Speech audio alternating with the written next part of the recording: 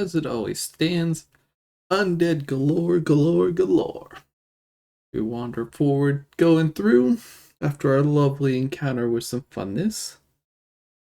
If I remember correctly, the barbarian finally makes his way to catch up.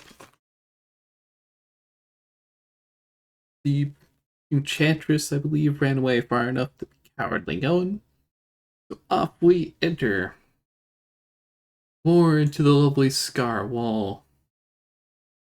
Oh, let's boop. Wandering through after dealing with all the lovely ghost ghouls and other poor little ghosty boys. Most of them being castle people, so they don't actually do much to attack you. We head slyly in, finding the kitchen. A bit more exciting than what it was worth, considering it's finally reaching the kitchen. So as it stands, we have wandering in. I'm not. Of course, the greetist refuses to be the first person in, but he sure as hell wants someone to cook. So, approaching in. Oh, wait, I remember. Yeah, that worked out that way, but in the end, it works out the same in the end. Stepping in, the stoves themselves belch up, launching flames into the room itself. And up rises a few corpses themselves, burning, flaming monstrosities. Now, unfortunately, these poor creatures are too big to actually fit through doors, because they apparently decided that they needed to be large size. So, as the funnest mechanic that works to it, we retreated slightly out of the room, and because of how Legridus rolls, his ability to conjure a wall made of ice cold fire. I think I actually used acid in the end, but either way, a wall built of the elements themselves, torching the poor room as the ghouls slowly chip away at their poor health. An easy enough encounter, but semi-exciting to even know that it was there.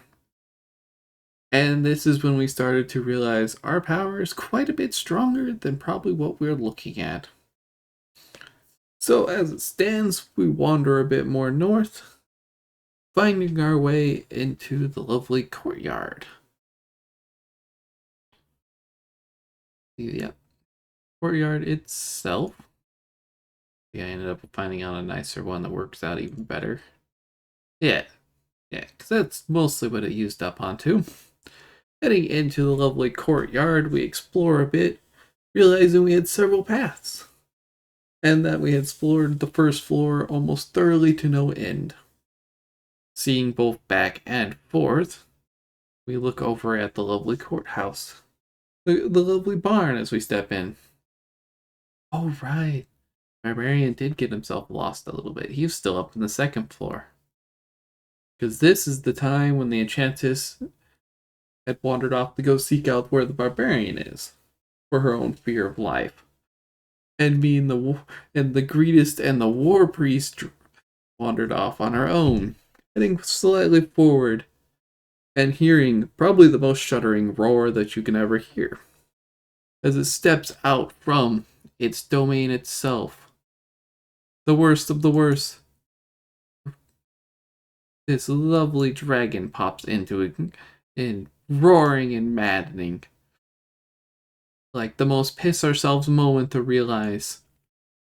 In hopes that it was actually a solution, seeing as the magic that bound it seemingly existed. We were not sure if we'd hoped and prayed, but, dragon fighting is not exactly the best thing to be doing at any appropriacy.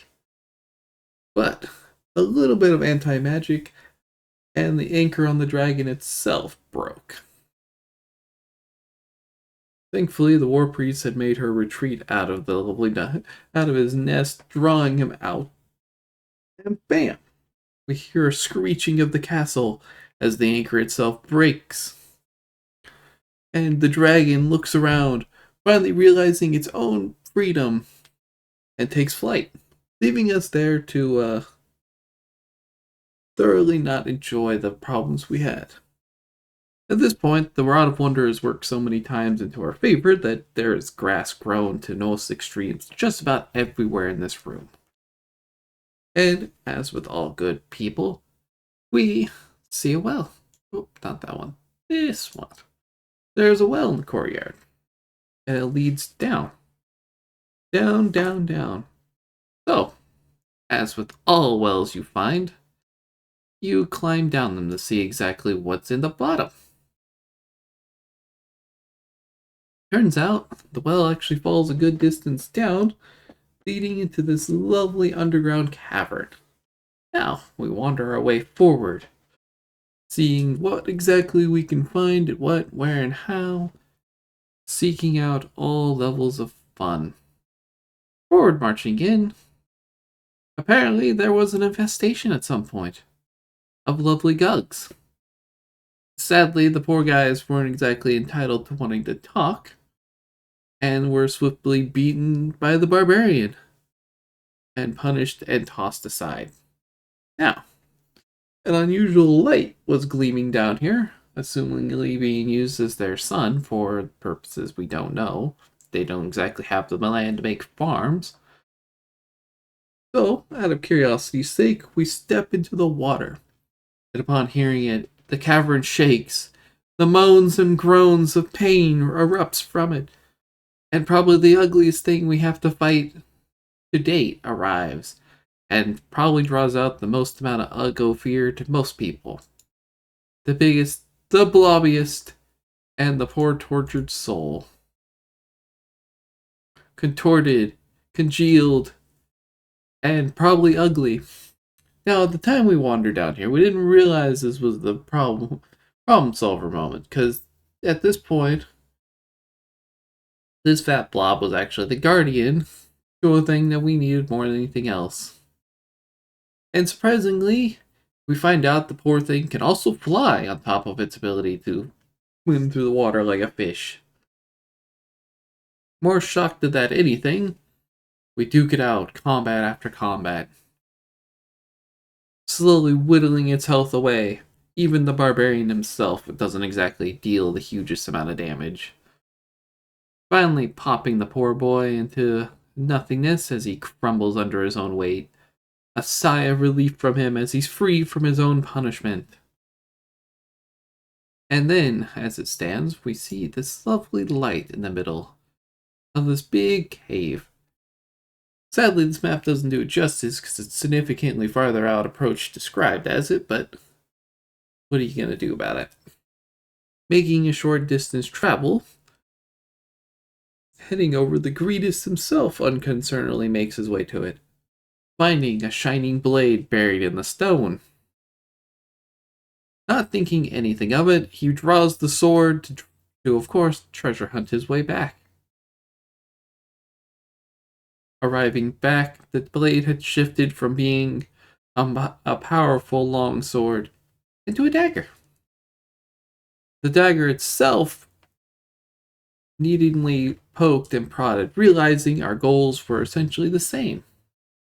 The blade itself decided that it would just serve us until need be, in hopes it will find someone more powerful.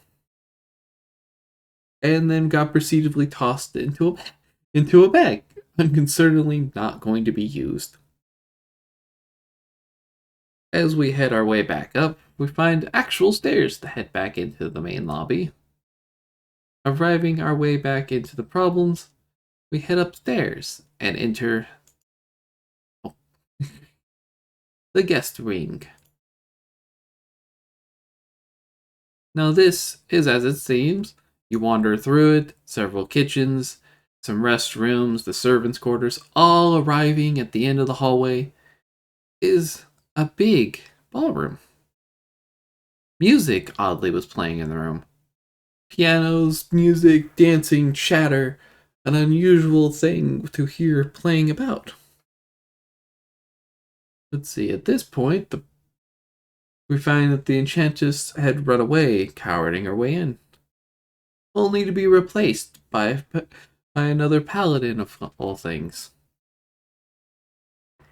A helpful problem solver later, but for now, they find folly in their ability to deal with it. Marching in, we see ghosts strutting about, dancing and collaborating in this endless waltz, music playing as we arrive.